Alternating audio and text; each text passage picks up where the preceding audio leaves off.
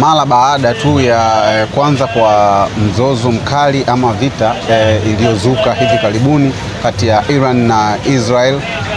Kumekuwa na matukio mengi ya mashambulizi, vifo vya watu vikizidi, lakini pia vifo vya viongozi wakubwa hasa kwa upande wa Israel na Iran.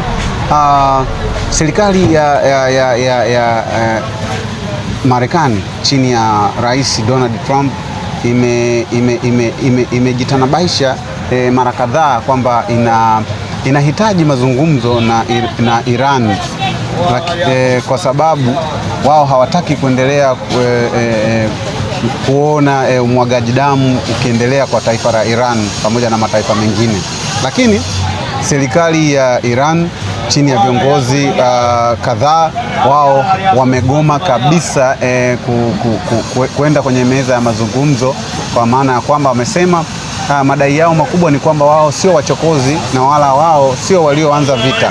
Wao wamechokozwa kwenye nchi yao na wao wamemwaga damu ya viongozi wao wakubwa ambao wanaona kama hawakuwa na hatia, hivyo vita iendelee.